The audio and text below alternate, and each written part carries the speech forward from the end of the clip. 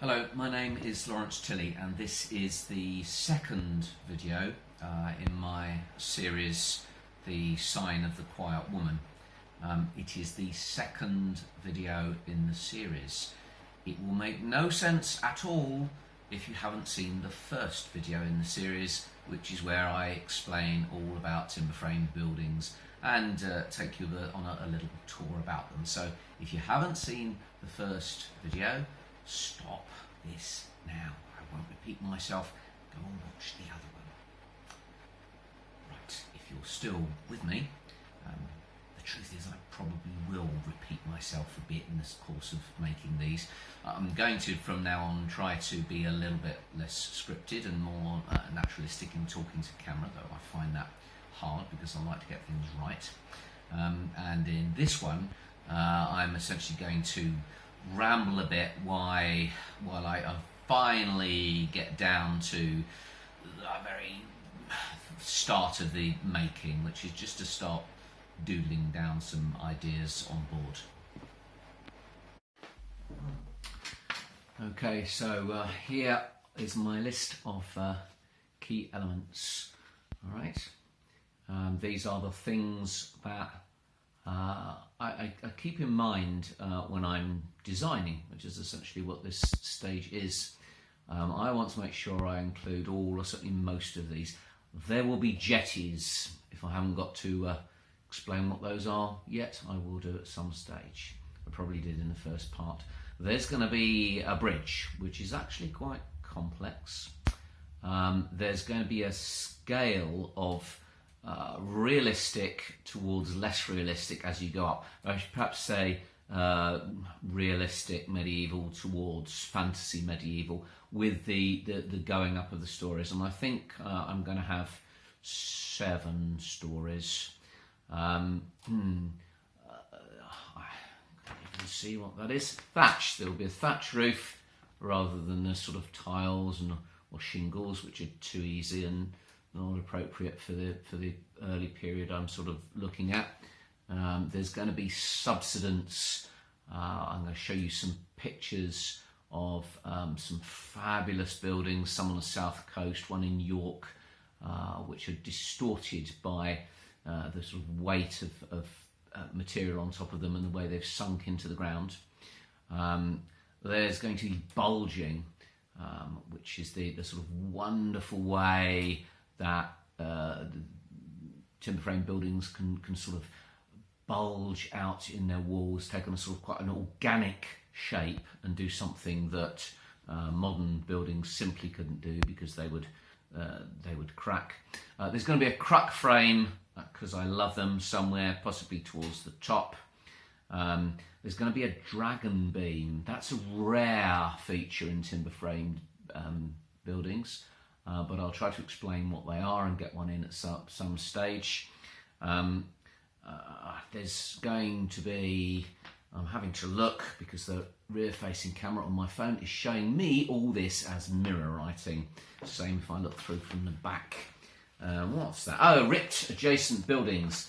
The idea is that this building, and this is a Dungeons and Dragons campaign conceit, so I can use the building more than once. The idea is that this building has magically ripped out of the ground, probably by the wizard who lives in the tower on the top, probably teleporting the entire building out of the city where it was once, and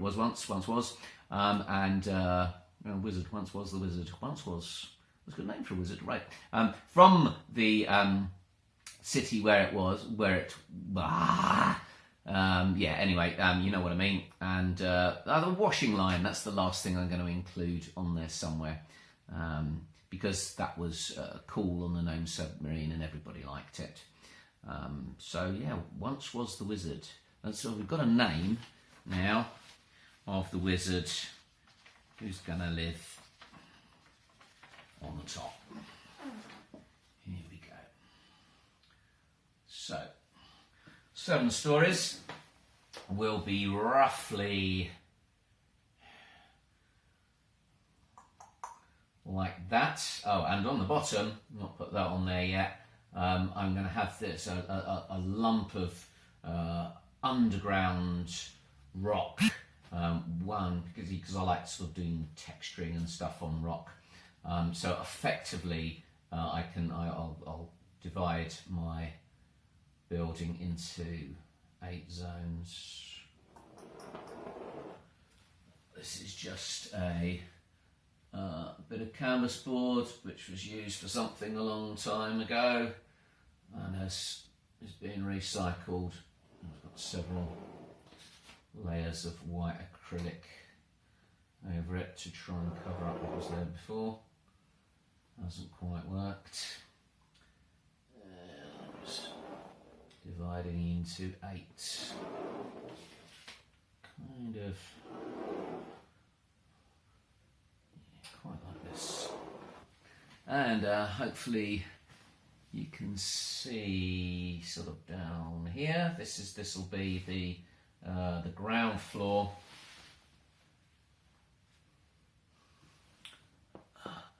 Those are only sort of construction lines, but that's not going to show up at all on the camera, is it? So I'll get a blacker pen so you can see it. Okay, this is probably quite good for design discipline anyway, for most of this sort of drawing. I'm always a bit frightened of drawing in pen instead of pencil. That's actually a graphite stick, but this makes permanent lines that you can't quite cover up even with sort of 6 layers of white paint over the top, but it doesn't matter, there's other ways of doing it. And I'm probably not going to make this into a pretty picture, but sometimes when I do stuff like this, I get really quite carried away, and the original two-dimensional image becomes a rather nice art thing that I want to keep and display or even exhibit. So we're going to see how this works. Now, this ground floor, I've worked out a couple of things. I worked out that if I'm going to have a bridge, the ground floor has to be 2 separate parts.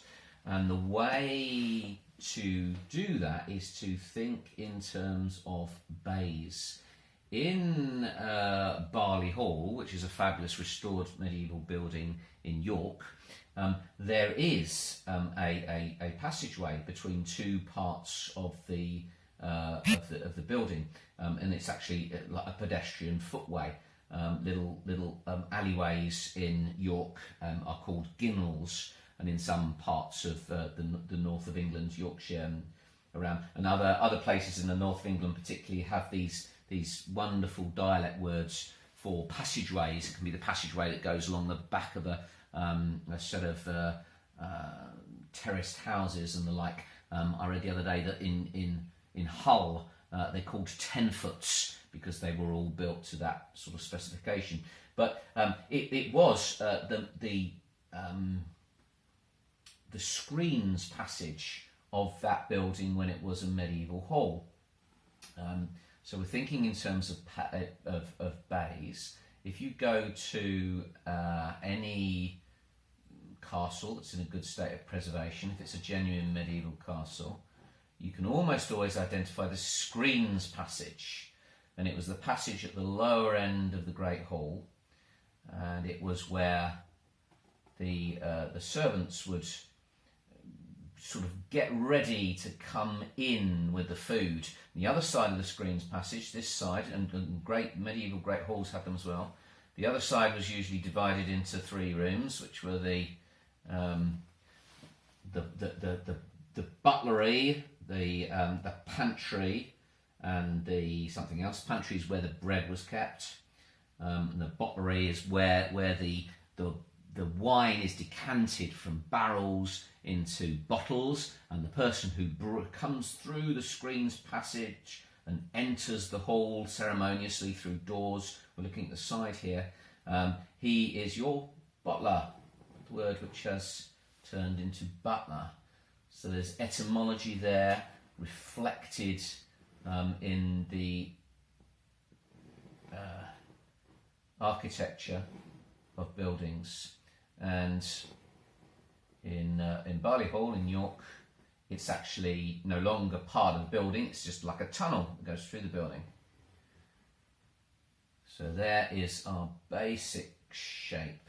then we've got to think about that subsidence thing. I'm going to have to think eventually in 3 dimensions, but I'm going to have to think about which way it tilts. So I'm going just below the line there, and I'll have it sort of thinking about it tilting towards one corner. And my idea is that it will end up as a sort of zigzaggy shape. That what's happened is, as they've built the 2nd story onto the 1st floor, the weight has pushed it down, and so they've altered the building, the second story, to tilt back the other way to compensate for it. Now, if that sounds a bit mad, that's probably because you are a modern person. You don't live in a fantasy world to start with, well, not most of the time anyway, and you certainly don't live in a medieval world. You live in a time when buildings crack, and if they started building a building and it started sinking into the ground, they'd stop, hopefully, and put some proper foundations in. So this story, my 1st floor, is going to tilt that way. Quite sure how this is going to work. Maybe the ground level is going to go like that. Maybe the whole ground started to tilt. Now I've got the problem working in pen, because I'd like to rub that bit out now, but I can't. So I'll paint over that after I've turned off the recording, because that's rather boring. I'll just slap some white acrylic over that. I think this little building, the one at Barley Hall, is only accessible, interestingly, from above. So to get to that part of the building, that's the other side of the screens passage, which is now a ginnel, you have to go in there upstairs along the rooms on an upper floor, and then come down a staircase, which once may very well have actually been more like a ship's ladder. That's the basic shape for my ground floor. The next floor is going to be a little bit more difficult, and the next floor is going to be a little bit more difficult, because that's where I'm going to start putting the jetties in. This is where the bridge is going to go. That's the important thing of having that gap there. And I've limited the width. I haven't used the full width of my board, because I'm going to allow for a jetty there and a jetty there. So, filming yourself drawing at the same time and thinking at the same time is difficult. I'm kneeling in the dog's bed now. Here's the next story going on. Not really thinking about the details or what they're going to be used for, or what the timber framing is going to look like. I'm just really marking out the space that they're going to go into. And this is just there is my 3rd, 8th construction line that I'm going across there, and I'm going quite a long way above it now, because as they've been building that 2nd floor, which might have been years later, they noticed that the lower floor was starting to subside, and so they're compensating for it, but they sort of overcompensated for it. Hopefully that's how we're going to get this hickledy-pickledy effect. And I'm thinking at the moment I'm going to take that ginnel 2 stories high and have my passageway, my bridge 2 floors above. I'm not quite sure how I'm going to do that bridge yet. It might be like a sort of ornamental one. It might be like a very short version of the significant one in many scenes in Harry Potter, but it would only be sort of one bay. And I've realised now just how important it's going to be to think about the three-dimensionality of it, because buildings that have jetties that were built in cities, there's the second jetty going in, and that's actually very, very substantially above my 1/8 line, sorry, my 4/8 line, which is my halfway line on the whole board now. And I think at this stage they probably realised they were overcompensating too much, so they've gone that way. It's not quite getting a hickledy-pickledy effect, otherwise it's all going to tilt. It's all going to tilt that way. And I sort of realised I need to know what walls I'm looking at. So I'm probably looking at the front face, the most prominent face of the building. But to be aware of, to get in my ripped open buildings where you're going to see the internal walls of the buildings that were adjoined to this one, I'm going to know which ones they were. So it's going to be this right hand edge. So there'll be beams and wreckage, and there's the indication of the maybe wallpaper or probably painted walls from the buildings that were there. What you see if one building in a group of terrace buildings has been demolished, or pictures you see of bombed out streets where some buildings had been bombed and you can see the interiors. This kind of jettying, which is a wall that is jetted on two sides. You get on the corner of a street, which is exactly where you find big inns and taverns today, on a corner of the street. And that, when you get jetties on two sides of a building, two adjacent sides, that is when you get dragon beams. And the other ripped away wall, the other wall that's been ripped away, will be the back wall. I haven't quite figured out how I'm going to do this bridge yet, and I have just remembered my washing line, which is why I've got my list of elements up here. It's things I don't want to forget about. Where am I going to put that washing line in? I could put it in here. Be very short and insignificant along there. I think I'm going to have a gallery, a balcony on one of the upper floors in order to have the fun of making a washing line with washing on it. I'm not drawing this in a minute at the moment. I'm going to turn the camera off now and have a think about what goes in there, how that bridge is going to happen, and exactly where that bridge is going to be, and whether or not it's going to have an arch. Get up out of the dog's bed. Hi, a few days have passed. My dog's had a major operation on his leg, so I've been nursing him, and Christmas is coming up week after next, so everything starts to go chaotic. Lots taken me away from the project, but I'm back on it today.